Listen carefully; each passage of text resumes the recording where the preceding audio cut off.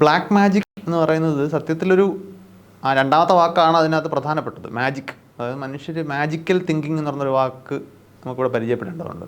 അതായത് ഈ പ്രകൃതിയിലെ പല കാര്യങ്ങളെക്കുറിച്ച് നമുക്കെല്ലാം ചില ജഡ്ജ്മെൻറ്റുകളുണ്ട്. മഴ പെയ്യുന്നത് എന്തുകൊണ്ടാണ് കാലാവസ്ഥ മാറി മാറി വരുന്നത്, ഇപ്പോൾ നമുക്ക് അസുഖങ്ങൾ വരുന്നത് എങ്ങനെയാണ്. പ്രകൃതിയിൽ പല പല കാര്യങ്ങൾക്കും പിന്നിലൊരു കാരണമുണ്ട്. അപ്പോൾ നമ്മളതിന് കാര്യകാരണ ബന്ധം, കോസ് ആൻഡ് ഇഫക്റ്റ് എന്ന് പറയും. അപ്പോൾ സയൻസിൽ ആ കോസ് ആൻഡ് ഇഫക്റ്റ് വളരെ പ്രധാനപ്പെട്ടൊരു ഐഡിയ ആണ്.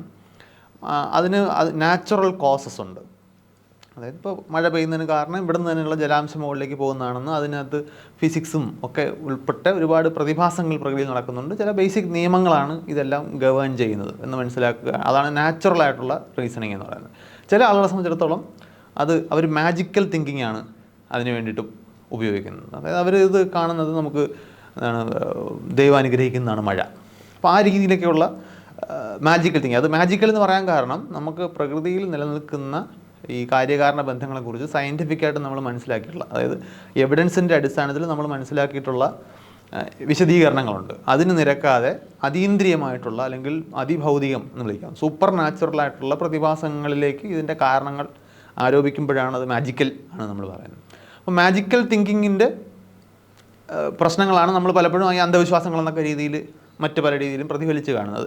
അതിനെ ബ്ലാക്ക് മാജിക് എന്ന് വിളിക്കുന്നത് പേഴ്സണൽ ലാഭത്തിന് വേണ്ടിയിട്ടും മറ്റെന്തെങ്കിലും വേറൊരാൾക്ക് ദ്രോഹം ചെയ്യാനും ഒക്കെ ആയിട്ട്, അങ്ങനെയുള്ള ഒരു നമ്മൾ ഇംഗ്ലീഷിൽ ഈവിൾ എന്ന് വിളിക്കുന്ന അത്തരം ഉദ്ദേശങ്ങളോടുകൂടി ഈ മാജിക്കലായിട്ടുള്ള കഴിവുകൾ ഉണ്ടെന്ന് വിശ്വസിക്കുകയോ പ്രചരിപ്പിക്കുകയോ ഒക്കെ ചെയ്യുമ്പോഴാണ് നമ്മൾ ബ്ലാക്ക് മാജിക് ആണ് എന്ന് പറയുന്നത്. ഇപ്പം പല രീതിയിലത് മാനിഫെസ്റ്റ് ചെയ്യും. ഇപ്പോൾ ആത്മാക്കളുമായിട്ട് സംസാരിച്ചിട്ട്, മരിച്ചുപോയ ആളുകളുമായിട്ട് സംസാരിച്ച് അവരുടെ ബന്ധുക്കളോട് ബാക്കി ഇൻ്റർപ്രറ്റ് ചെയ്ത് കൊടുക്കുന്ന ആൾക്കാർ, അങ്ങനെയുള്ള പലതരം ആളുകൾ. ഇപ്പോൾ ഇപ്പം അമേരിക്കൻ സിനിമകളൊക്കെ നോക്കിക്കഴിഞ്ഞാൽ അങ്ങനെയൊക്കെയുള്ള ആളുകളെയൊക്കെ നമുക്ക് ഒരുപാട് കഥാപാത്രങ്ങൾ നമുക്ക് കാണാൻ പറ്റും.